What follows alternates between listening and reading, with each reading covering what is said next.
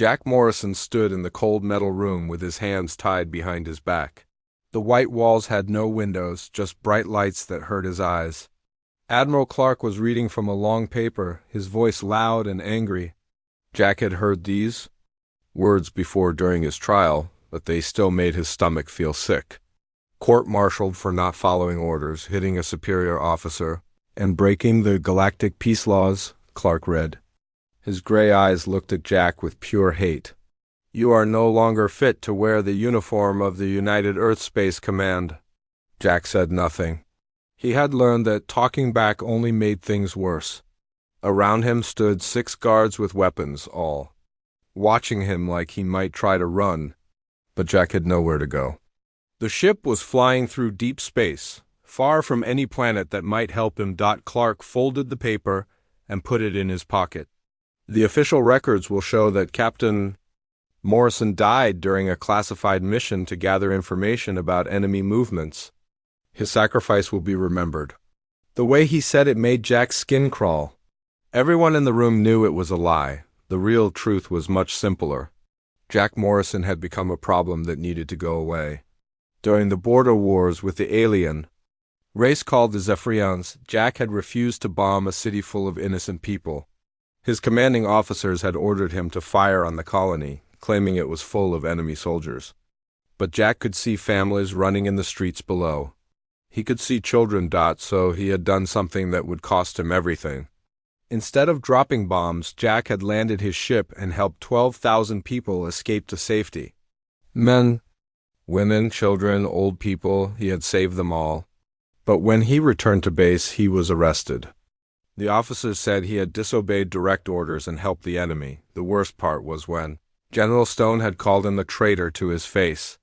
Jack had been so angry that he had hit the general, knocking him down in front of dozens of other soldiers. That single punch had sealed his fate. Now, 6 months later, he was being sent to die on a mission that everyone knew was impossible. "Your target is the research station on Kepler 442b, Clark continued. "The station went dark 3 months ago. Previous teams sent to investigate have not returned. You will go alone, gather information about what happened, and report back." Jack almost laughed. 3 full teams of trained soldiers had gone to that planet and never came back. Now they were sending 1 disgraced officer with basic equipment and expecting him to succeed. It was not a mission, it was an execution. The planet Kepler 442b was deep in enemy territory, controlled by the Zephyrian Empire. It was a dead world with no air that humans could breathe and temperatures that could freeze a person solid in minutes. The research station there had been studying ways to fight the aliens, but something had gone wrong.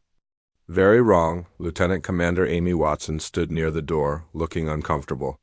She had been Jack's friend before everything went bad. They had served together on 3 different ships, and she had always been a good officer. Now she was in charge of making sure Jack got to the planet, even though she clearly did not want to be there.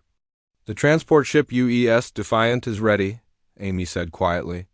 Her voice was professional, but Jack could hear the sadness in it. "We leave in 1 hour." Jack nodded. There was nothing else he could do. He had thought about trying to escape, but where would he go? Space was big and empty, and the Zephyrians would kill him just as quickly as his own people. At least this way, he might be able to do some good before he died.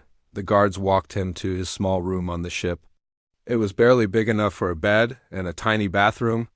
The walls were metal, and the only light came from a single bulb in the ceiling.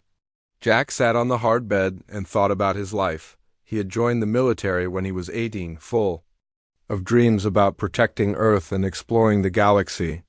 For 15 years, he had been a good soldier. He had followed orders, fought battles, and earned the respect of his fellow officers.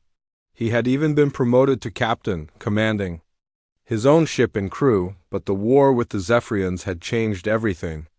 What had started as a simple conflict over territory had become something much darker. The military leaders spoke of the aliens as if they were monsters, but Jack had seen them up close. They were different from humans, with blue skin and strange eyes, but they were not evil. They had families, just like humans did. The border wars had begun 5 years ago when human colonies started expanding into space that the Zephyrians claimed as their own. Both sides said the other had attacked first, but Jack was not sure anyone remembered the real truth anymore. All he knew was that good people on both sides were dying, and the fighting was getting worse every year. Jack lay down on the small bed and closed his eyes. Tomorrow, he would be dropped on a hostile planet with equipment that might not work and orders that were designed to get him killed. But he had made peace with his fate. He had saved 12,000 lives, and that was worth something.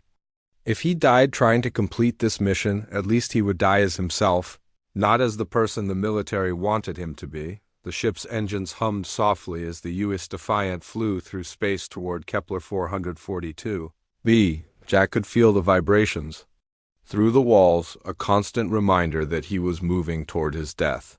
But he was not afraid. He had been afraid during the trial, afraid when they read his sentence, afraid when they locked him in this room. Now he just felt tired. A soft knock on the door interrupted his thoughts. "Come in," he said. Amy Watson stepped into the room, looking around nervously. She was not supposed to be there, and they both knew it. "I brought you something," she said, pulling a small device from her pocket. "It's a personal communicator. Not military issue, so they won't be monitoring it." Jack took the device and looked at it. It was old and worn, probably Amy's personal backup. "Why?" he asked. "Because everyone deserves a chance to say goodbye," she replied. If something happens, you can use it to send a message to anyone you want, your family, friends, whoever." Jack almost smiled. Amy was risking her career to give him this small kindness? "Thank you," he said. She nodded and turned to leave, but stopped at the door. "Jack, I want you to know that what you did at the colony, it was the right thing. A lot of us think so, even if we can't say it out loud." After she left, Jack held the communicator in his hands. He thought about calling his sister back on Earth or his old friend Pete, who had retired from the military last year, but what would he say? That he was sorry? That he was scared? That he wished things had been different? Instead, he put the device in his pocket and tried to sleep. Tomorrow would bring whatever it brought. He had made his choices, and now he would live with the consequences. Or die with them. The last thing Jack remembered before falling asleep was the sound of the engines carrying him toward an unknown fate on a distant world. He had been sent to die, but something deep inside him whispered that maybe, just maybe, death was not the end of his story. The drop pod hit the ground harder than Jack expected. Metal screamed against rock as the small ship bounced twice before coming to rest on its side. Jack's head rang from the impact, and he could taste blood in his mouth. The pod systems were flashing red warnings. But he was alive.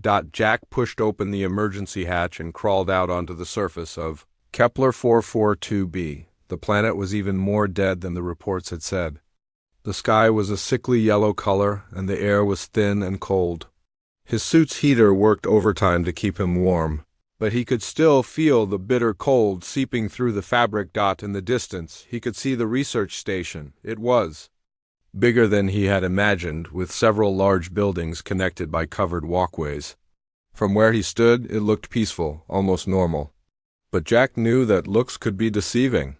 3 teams of soldiers had come to this place and never returned home. Jack checked his equipment.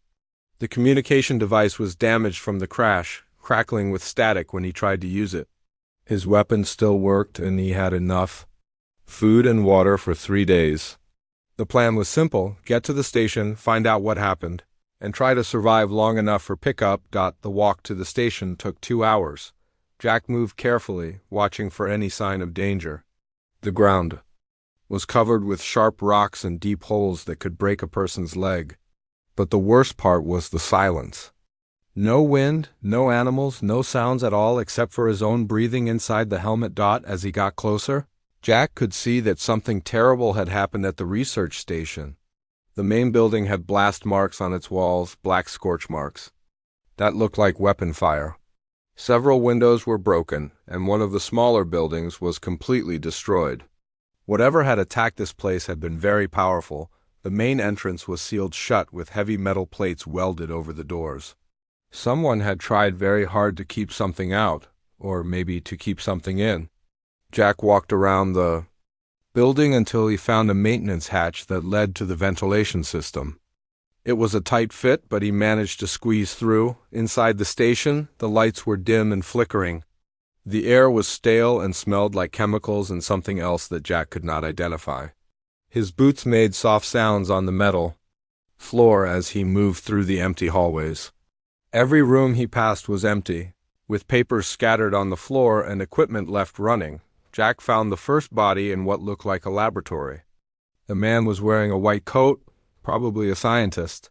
He had been dead for months, but something was wrong with the body. The skin was covered in strange purple marks like some kind of disease. Jack had never seen anything like it, the computer. Systems were still working, though many of the screens were cracked or broken. Jack found a terminal that was still functional and started looking through the files. What he found made his blood run cold. The research station had not been studying ways to fight the Zephyrians. They had been creating weapons to kill them, biological weapons, diseases that were designed to attack only alien biology and leave humans unharmed. The project was called Prometheus, and it was one of the most secret programs in the entire military. Jack read through file after file, his horror growing with each page. The scientists had been testing their weapons on captured Zephyrian prisoners. The reports described how the aliens had suffered and died in agony as the diseases ate away at their bodies. Some of the tests had been recorded on video, but Jack could not bring himself to watch them. The worst part was that the weapons worked. The biological agents could kill Zephyrians in days, spreading from one to another like a plague. The scientists had been so proud of their success that they had documented everything. They had created the perfect weapon for genocide, but something had gone wrong. Very wrong. Jack found more files that told the rest of the story. The biological weapons had somehow escaped from the laboratory. They had spread beyond the station, beyond the planet, and into Zephyrian space. Entire worlds were dying. Billions of aliens were being killed by diseases that humans had created. The Zephyrians had figured out where the plague was coming from. They had sent ships to the research station not to attack it, but to ask for help. They wanted the cure. They were begging for their lives. Jack sat in the empty laboratory and stared at the computer screen. Everything he had been told about the war was a lie. The Zephyrians were not monsters trying to destroy humanity. They were victims of a plague that humans had created. Their attacks on human settlements were not acts of war. They were desperate attempts to find a cure for the disease that was killing their people. Jack heard a sound from somewhere deeper in the station. Footsteps. Slow, careful footsteps. He was not alone. Jack drew his weapon and moved toward the sound. The footsteps led him to a sealed door marked with warning signs. The door was locked, but Jack could hear someone moving on the other side. He used his military codes to open. The lock. Inside was a small room with life support systems and emergency supplies. A woman was sitting on a narrow bed, looking at him with frightened eyes. She was thin and sick, with the same purple marks on her skin that Jack had seen on the dead scientist. "Who are you?" she asked in a weak voice. "Jack Morrison, Earthspace?" "Command," he replied. "Who are you?" "Dr. Helen Carter. I was the lead scientist on Project Prometheus." She coughed, and Jack could see blood on her lips. "I've been hiding here for 2 months, but the disease is killing me too." Jack knelt beside her bed. "What disease? What happened here?" Helen looked at him with eyes full of pain and guilt. "The biological agents we created mutated. They started affecting humans too. The whole station was infected. Everyone died except me, and I'm dying slowly." "The Zephyrians," Jack said. "They came here looking for help, didn't they?" Helen nodded. "They begged us to give them the cure, but we didn't have one.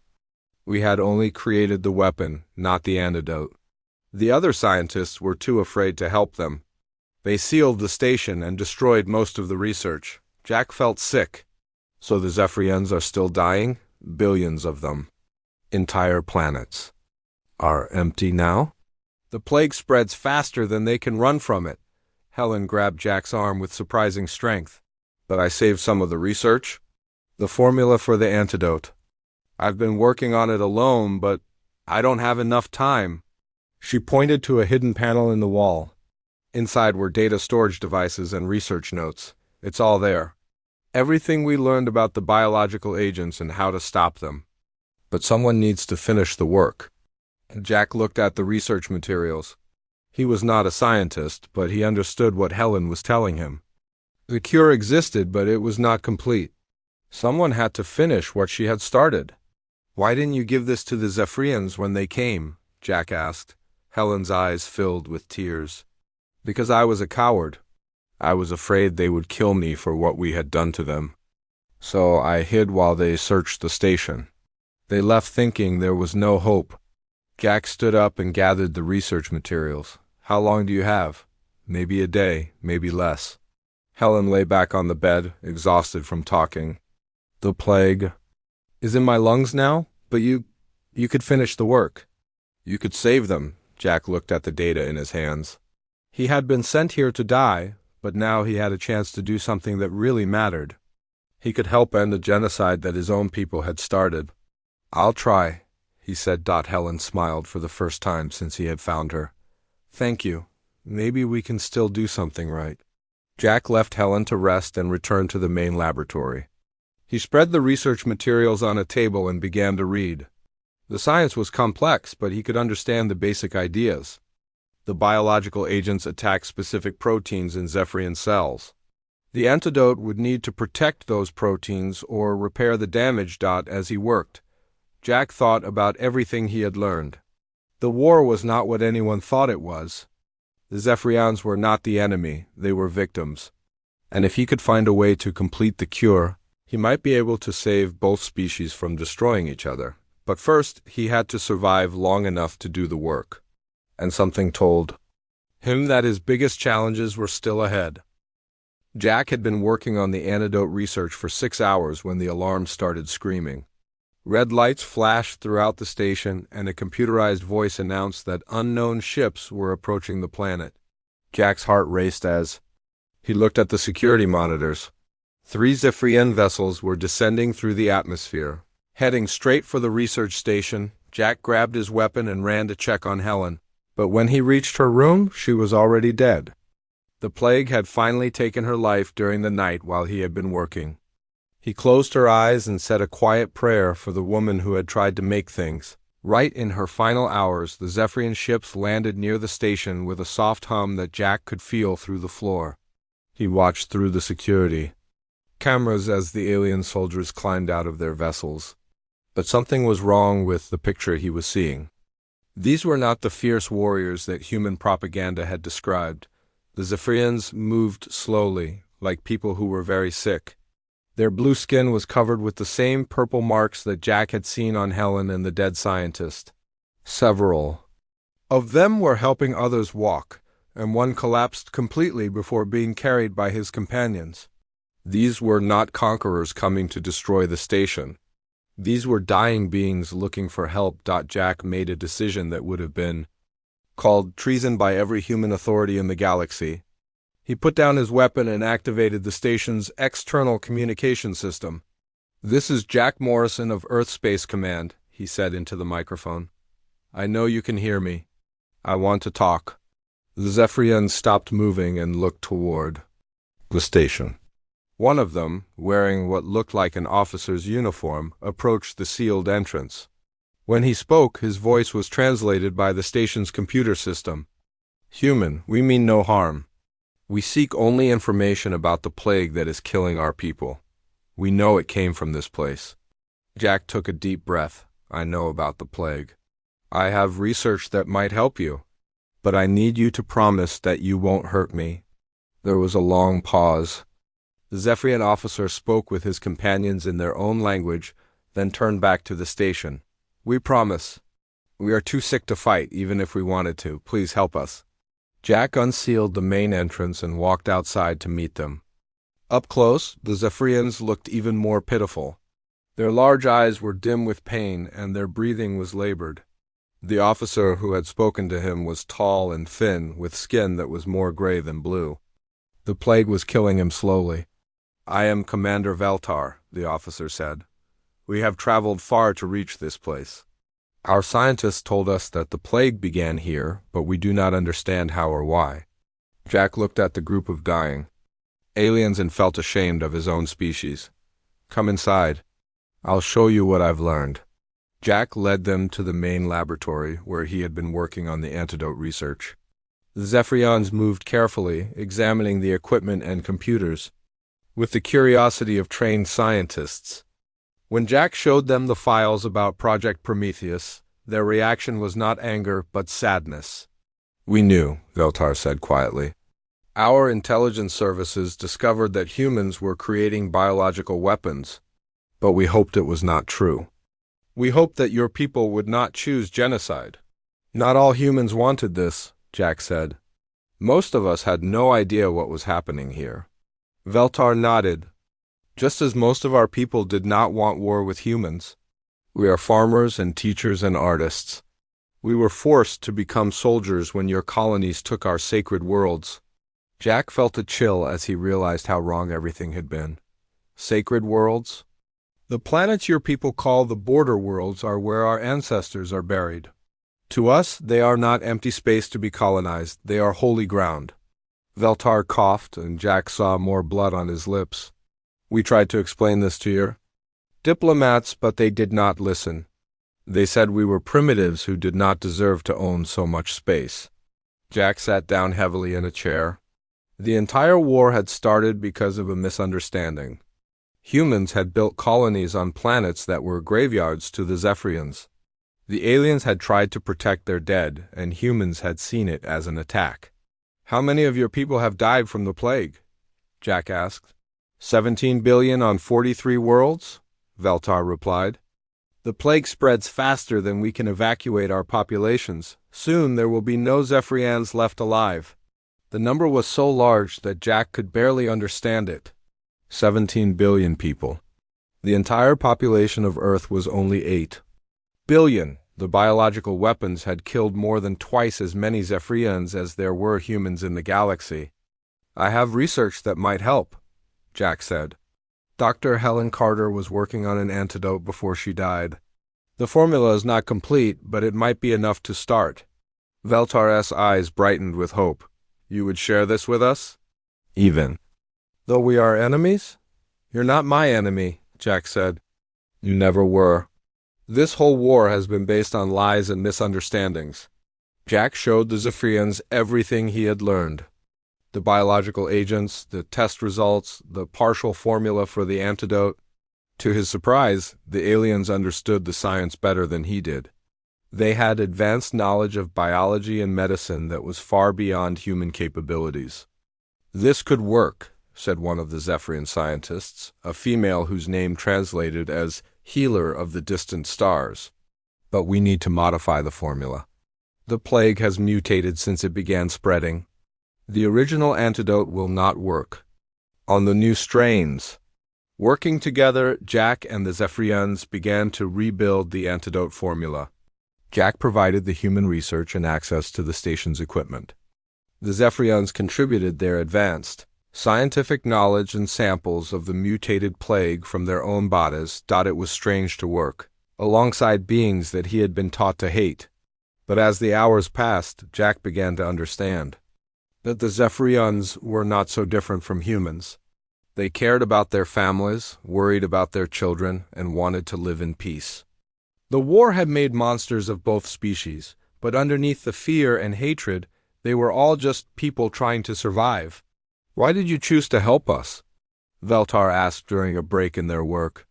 "Your own people sent you here to die."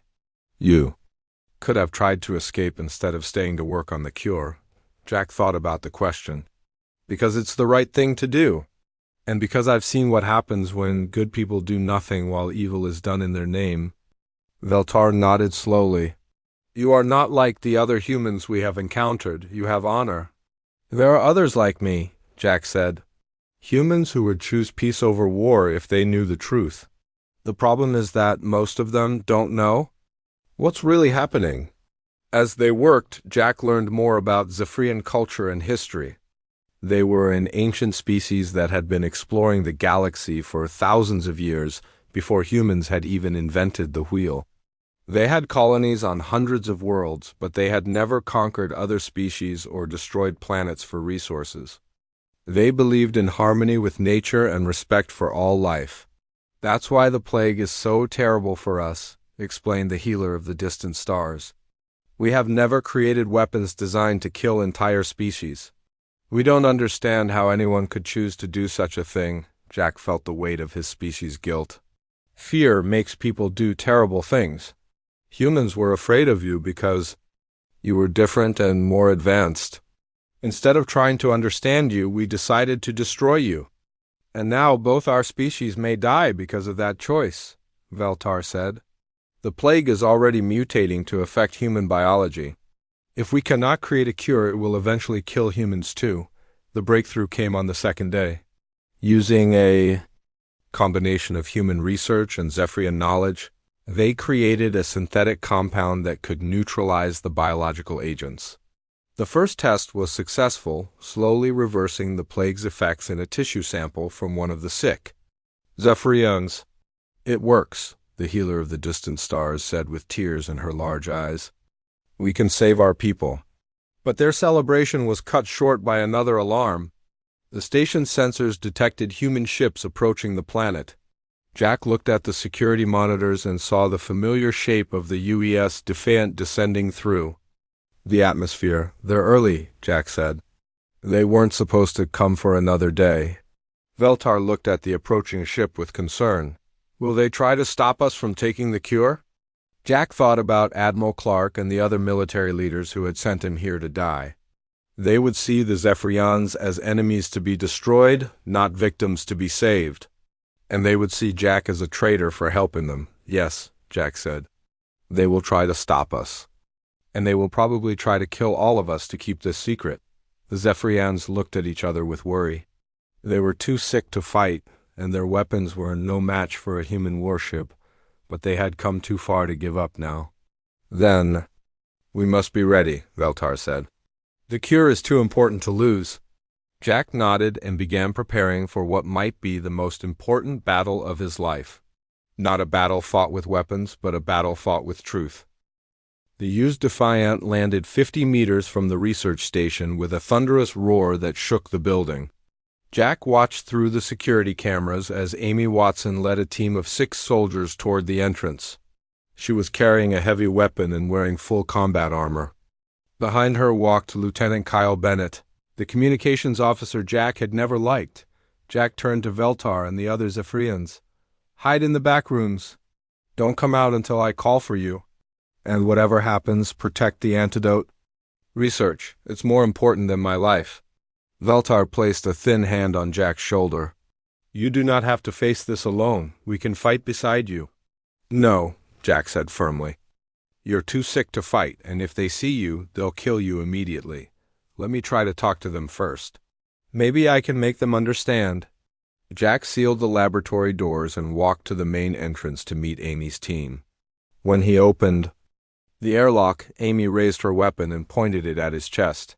Her face was hard and cold behind her helmet visor. "Step away from the entrance, Jack," she said. "You're coming with us." "Amy, wait, I need to tell you something important." "The research station." "Shut up and move," Bennett interrupted. "You've, been declared compromised. We're here to extract you and destroy all evidence of this place." Jack felt his heart sink.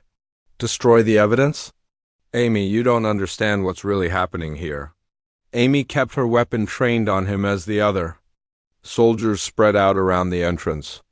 "I understand that you've been missing for 3 days in enemy territory. I understand that you might have been captured and brainwashed. And I understand that my orders are to bring you back alive if possible.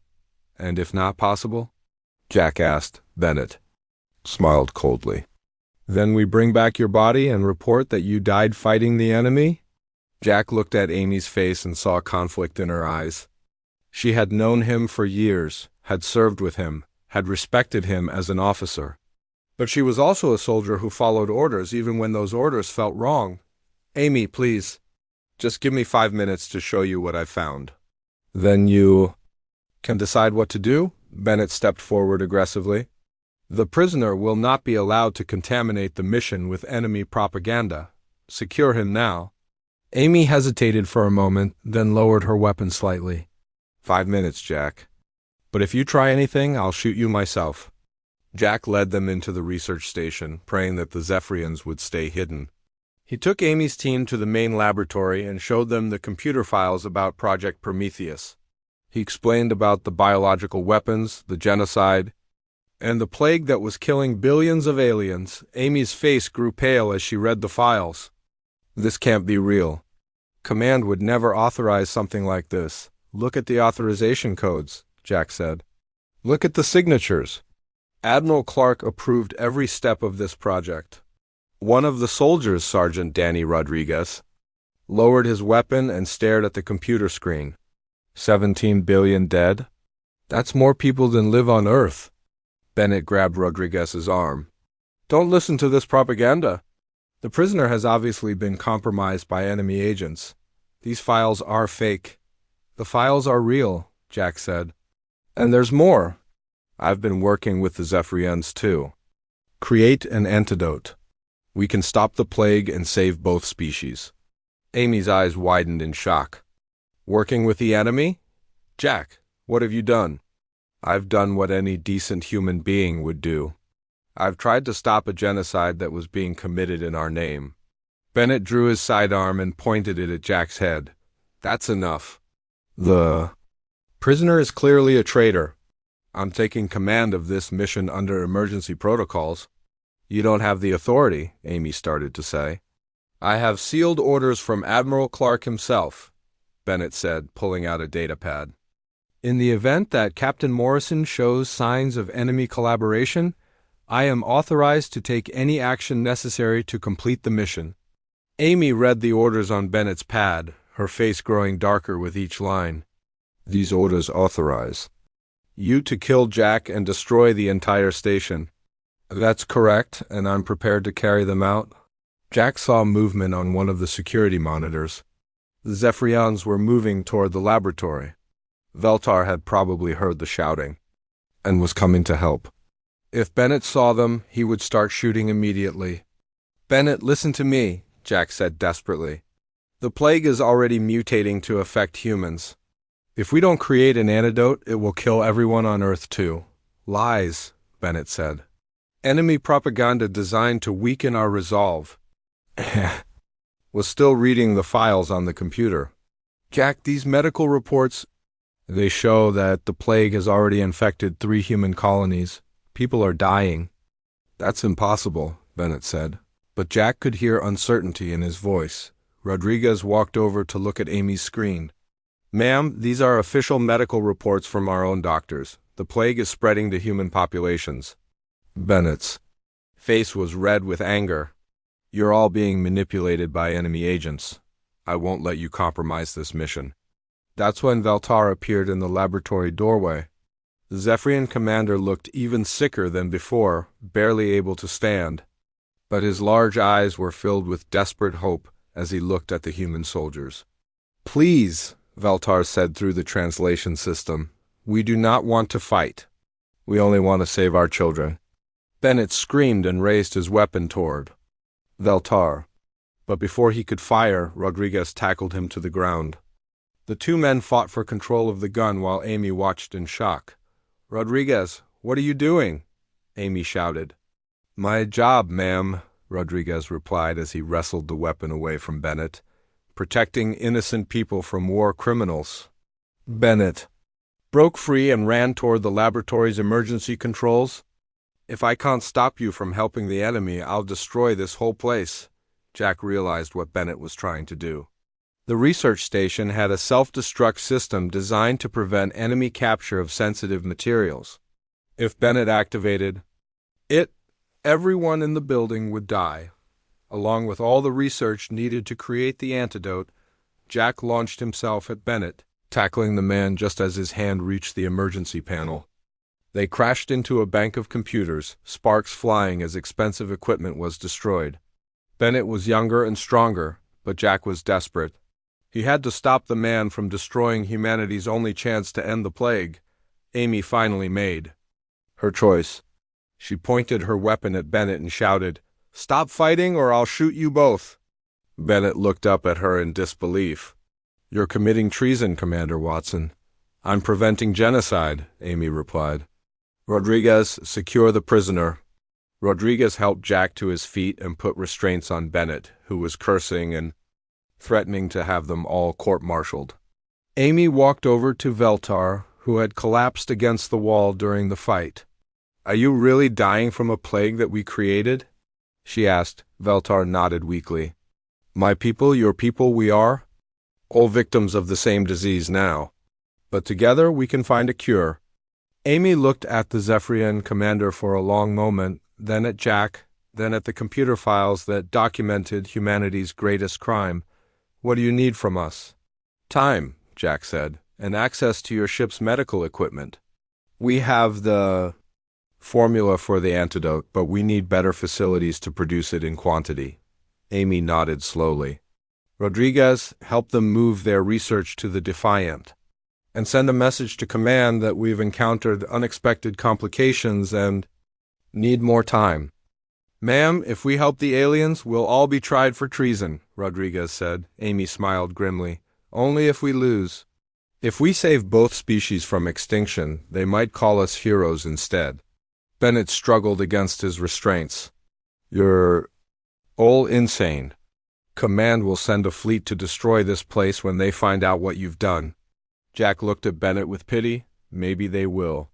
But at least we'll have tried to do the right thing." As they prepared to move the research to Amy's ship, Jack thought about the choice that had brought him to this moment. He had been sent to die on this forgotten world, but instead he had found a chance to save billions of lives. It might cost him everything, but some things were worth more than personal safety. The real battle was just beginning. The journey back to Earth took 2 weeks, and those were the strangest 2 weeks in military history. The UES Defiant carried not just Jack Morrison and Amy Watson's team, but also Veltar and 2 other Zephyrian survivors who had volunteered to come as witnesses. The ship's medical bay had been turned into a laboratory, where humans and aliens worked side by side to perfect the antidote. Jack spent most of his time helping the Zephyrian scientists, learning their language and understanding their culture. Veltar was getting stronger every day as the antidote slowly healed his body. The purple marks on his skin were fading and his breathing was becoming easier. It was proof that their cure actually worked. Amy Watson sat in the captain's chair, staring at the communication device in her hands. She had to send a report to command, but she was not sure what to say. "How do you explain that you had discovered genocide and chosen to help the victims instead of following orders?" "We need to tell people the truth," Jack said as he joined her on the bridge. "The whole galaxy needs to know what really happened." Amy nodded slowly. "I know. But once we send that message, there's no going back. They'll probably arrest us the moment we land." Rodriguez was monitoring the communication systems. "Ma'am, I've been thinking, what if we don't just send the message to command? What if we send it to everyone?" "What do you mean?" Amy asked.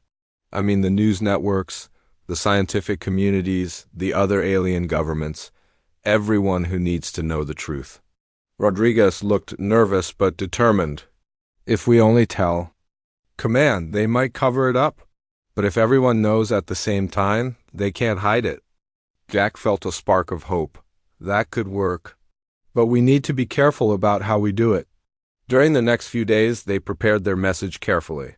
They gathered all the evidence from the research station, recorded testimony from the Zephyrian survivors, and documented the successful creation of the antidote. Most importantly, they included video messages from each human crew member explaining why they had chosen to help their former enemies. When they were 3 days from Earth, Amy sent the message to dozens of different recipients simultaneously. News networks, universities, hospitals, and government officials across human space all received the same shocking revelation at the same time. The biological weapons program, the genocide, the plague, and the cure, everything was laid bare.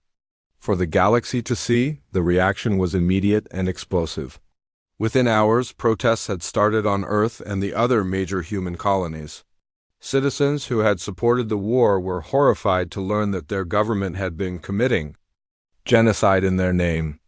Scientists were outraged that biological weapons research had been conducted in secret. Most importantly, other alien species that had remained neutral in the human Zephyrian. Conflict began to take sides against humanity. The Galactic Council, which represented dozens of different species, called an emergency session to discuss the revelations. Several alien governments threatened to cut off all trade with humanity, unless the biological weapons program was completely shut down and those responsible were brought to justice. Admiral Clark tried to control the damage by claiming that the evidence was fake and that Jack Morrison was a traitor who had been brainwashed by enemy agents. But the evidence was too complete and too detailed to dismiss. When independent scientists confirmed that the antidote formula was real and that it actually worked, Clark's credibility crumbled. The UES Defiant was met at Earth orbit by a fleet of ships from both the human military and the Galactic Council. Jack looked out the viewport at the massive vessels surrounding them and wondered if they would be arrested or celebrated. Incoming message from Earth Command. Rodriguez announced. The face that appeared on the screen was not Admiral Clark, but General Susan Harper, the head of military justice. Jack had heard of her. She was known for being tough, but fair. UES Defiant, you are ordered to proceed directly to Earth Station Alpha for immediate debriefing. All personnel aboard your vessel are to be considered under protective custody pending a full investigation. Amy activated the communication system. General Harper, we have Zephyrian representatives aboard who have requested to speak with Earth leadership about a peace settlement. There was a long pause before Harper responded. Understood, Commander Watson. The Galactic Council has requested that any alien representatives be given full diplomatic protection. You will be escorted to the station by council ships. Jack felt some of his tension ease. The presence of the Galactic Council meant that they would have some protection from the more extreme elements in the human military who might want to silence them permanently. The docking at Earth Station Alpha was unlike anything Jack had ever experienced. Hundreds of reporters and camera crews were waiting in the station's main bay. As Jack and the others walked off their ship, they were surrounded by flashing lights and shouting questions. Captain Morrison, is it true that you helped enemy aliens create a biological weapon? One reporter yelled. Commander Watson, are you proud to be called a traitor by your own military? Shouted another. Jack stopped walking and looked directly into the cameras. We didn't help create a weapon. We helped create a cure for a plague that was killing billions of innocent people. And if that makes us traitors, then I'm proud to be 1.